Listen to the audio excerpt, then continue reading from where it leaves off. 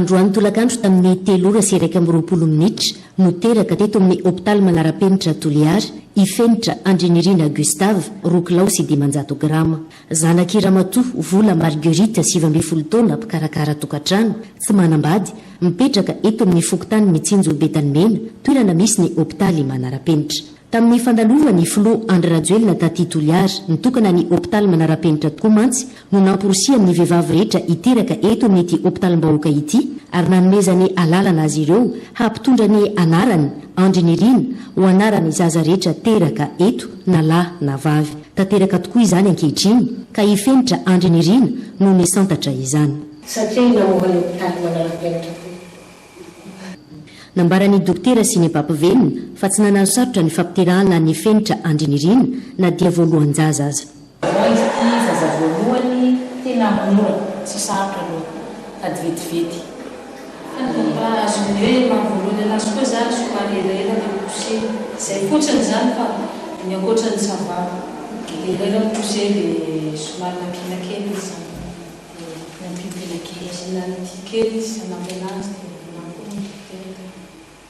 Nisolitena ny Flo Andrinirina Rajoelina teto ny talepatry ny fahasalamam-bahoaka Atsimondrefana ka nanolotra lelavola 2 hetsy sy fitafiana ary nampita ny afatra avy amin'ny Flo. Mitondra raha kelikely vola 2 hetsy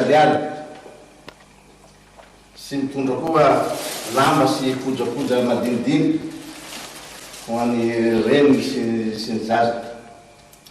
Ny afatra manaraka moa satria nareo teraka voalohany ato amin'ny hôpitaly manara-penitra ny Atsimondrefana ny afatry ny président Andrinirina Rajoelina zany dia nareo dia maimay foana ny fandraisana tanana nareo ato manam-pivoahanareo an'ity hôpitaly manara-penitra ity.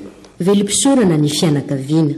Misaotra ny président Andrinirina Rajoelina.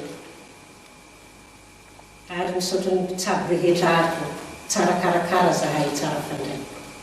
Nanolotra lelavola irehetsy ariary ihany koa ny hôpitaly manara-penitra sy ny fobeparitry ny fahasalamana Atsimondrefana apetraka amin'ny caisse d'épargne amin'ny anarany Andrinirina Fenitra Gustave mba hitsinjovana ny hoaviny. Marina fa natao maimaim-poana avokoa ny fandraisana tanana ny fampiterahana ny Fenitra Andrinirina.